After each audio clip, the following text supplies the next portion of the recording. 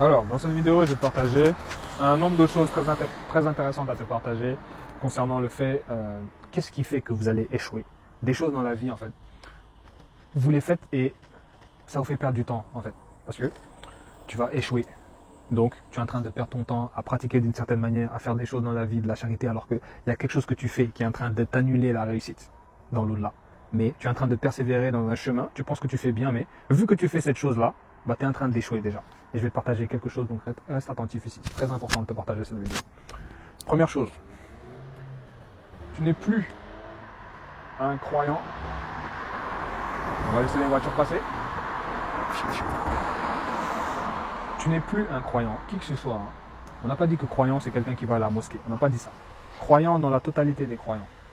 Tu n'es plus un soumis à Dieu si tu rejettes un livre de Dieu. J'espère que c'est clair ce que je dis.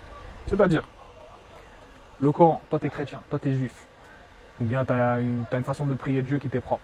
Tu vois le Coran, tu dis, ça c'est pas le livre de Dieu. Tu es déjà hors course, qui que tu sois.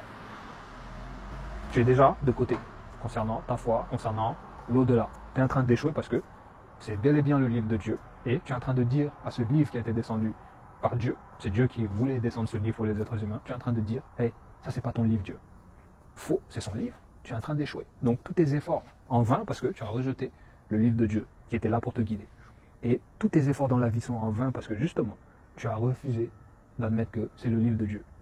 Parce que dans ce livre se trouve la guidée qui va te permettre de réussir. Mais tu dis à ce livre que c'est faux, c'est un mensonge. Non, tu échoues. Première chose. Deuxième chose. Toute personne que tu vois en train de dire Jésus, c'est Dieu.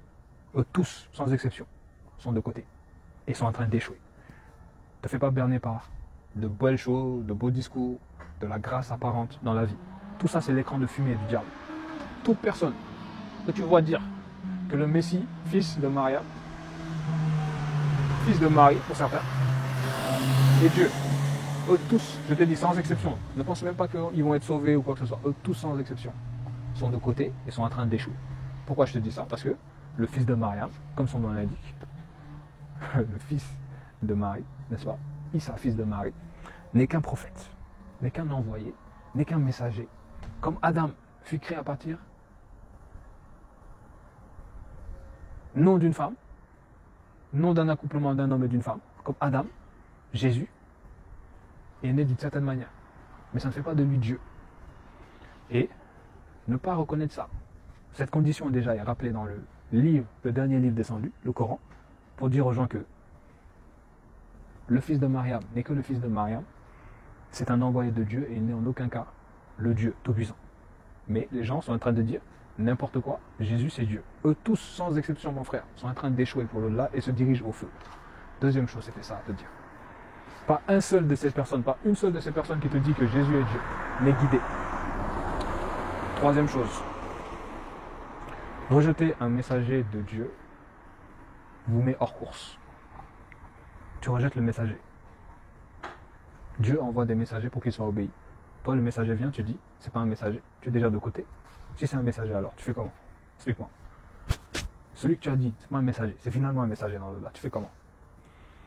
Rejeter un messager de Dieu vous met de côté, vous échouez, parce que la guidée vient vers vous pour vous faire avancer, pour vous tester, mais vous répondez à la guidée de Dieu. Tu n'es pas une guidée de Dieu. Tu es déjà de côté. On pourrait te juger tout de suite, mais on te laisse vivre, ça fait partie du plan de Dieu. Il y a un verset même qui est un peu dans ce sens, mais il faut plus de connaissances pour bien le cerner. On aurait pu les juger tout de suite. La foi vient pour leur faire avancer. On va voir ce qu'ils vont dire. Ils disent, ils rejettent la foi. Mais là, c'est fini. C'est comme Pharaon. Moïse vient, te montre les signes de Dieu, etc. Il rejette. On lui montre d'autres choses, il rejette. On peut le juger tout de suite. Là, c'est fini. Mais on le laisse. Tout est prédéterminé. Tu vois. Mais déjà de côté, parce qu'ils l'ont rejeté, la guidée. Chose importante à te donner. Une autre chose importante à te donner. Le prophète Mohammed. Quiconque dit que c'est pas un prophète, ouais, c'est un charlatan. De côté, qu'importe sa religion, sa personne, toute personne qui a de l'aversion contre un prophète de Dieu n'est même plus sur le bon chemin. Tu dois croire en tous les messagers, tous les prophètes, tous les anges, tous les livres. Tu omets une seule de ces choses-là, tu n'es déjà plus croyant. Tu es déjà en train d'échouer sur le côté. Peut-être tu seras dans le purgatoire parce que voilà, on aura pitié de toi et on va te libérer. Mais tu n'es pas en train de réussir, de faire ce qu'on attend de toi. Ce qui fait que je dis que tu es sur le côté, parce que tu rejettes le prophète qui a délivré le Coran, qui s'est battu, qui a galéré, qui a eu plein de... C'est compliqué en fait cette mission. Manque de respect total. Toi tu dis non, c'est pas un prophète. Tu es déjà de côté. Chrétien qui dit que le prophète Mohammed, ouais, c'est un charlatan, quoi que ce soit. De côté, t'en fais pas. On va lui régler son compte le jour J. Voilà. Plein de choses, tu vois, dans la religion. Il faut qu'on te clarifie parce que ça sert à rien de faire autant d'efforts si tu fais certaines choses comme ça. Tu commets des choses qui vont clairement ne pas te faire réussir. C'est pour ça que je te conscientise sur ces choses-là. Il faut que tu lises le livre de Dieu. Il faut que tu ouvres tes oreilles. Il faut que tu sois ouvert. Il ne faut pas que tu te fermes dans un mode de pensée et que tu n'ouvres pas le champ des possibles. On ne sait jamais. Tout peut évoluer dans la vie. Une guidée nouvelle peut arriver qui peut chambouler tes acquis. Donc, fais attention. Remets-toi en question. Change les choses à changer. Parce que, prends très au sérieux ce que je t'ai partagé. Je t'ai donné quelques éléments. Sinon, la vidéo va être trop longue. Faire une seule des choses que je t'ai partagées ici te met de côté. La religion, on a de l'espace. Ce qui est une grâce de Dieu, on a une certaine liberté, mais il y a un certain cadre qu'il faut respecter, tu vois. Et ne pas le respecter te met de côté. Parce que tu n'as plus la foi en réalité. Tu penses l'avoir, mais tu l'as plus. Voilà. Et je vais peut-être boucler avec une autre chose qu'on est obligé de prêcher. L'homosexualité, les gens qui changent de sexe, etc. Toutes ces choses, les anges sont en train d'altérer la création d'Allah et sont en train d'être des transgresseurs concernant les relations sexuelles homme-homme, femme-femme. Dieu a créé la création pour qu'un homme soit avec une femme, et c'est pas autrement. Donc, transgression visible. Ces gens-là, c'est différent de Jésus, etc. ou quoi que ce soit, parce que là, c'est une transgression qui ne passe pas, c'est un comportement frauduleux. Donc, dire que ces gens seront en enfer, je ne peux pas. Pour les autres cas, c'est une certitude. Tu dis que Jésus, c'est Dieu. Certitude, tu es au feu. Certitude. Mais tu es homosexuel, c'est une transgression. C'est un comportement frauduleux. À voir si Dieu décide de pardonner certaines personnes au vu de certains comportements. Parce qu'ils ont fait certaines choses dans la vie, ils ont fraudé ici, mais c'est Dieu qui va gérer. Parce que ce n'est pas quelque chose que tu fais, tu vas en enfer. Ce n'est pas ce qui est dit dans le livre. Contrairement aux autres choses. Le fait de ne pas croire aux messagers, aux anges, aux révélations de Dieu. Parce que là, tu perds la foi. Mais tu peux être homosexuel qui croit en toutes ces choses. Tu ne places pas d'associé à ton Seigneur, mais tu es dans ce comportement frauduleux qui n'est pas toléré par Dieu. L'homosexualité, c'est un comportement, c'est un acte frauduleux. Tu vois ce que je veux dire, religieusement parlant. Et ne pas prêcher ça, ce serait ne pas être fidèle au texte sacré. Donc, je suis obligé de te dire que tu risques d'échouer dans l'au-delà parce que tu fais cette chose. Tu te laisses aller à cette chose. Tu ne montres pas de résistance à cette chose. C'est les sociétés qui ont créé de plus en plus de personnes comme ça, d'homosexuels, etc.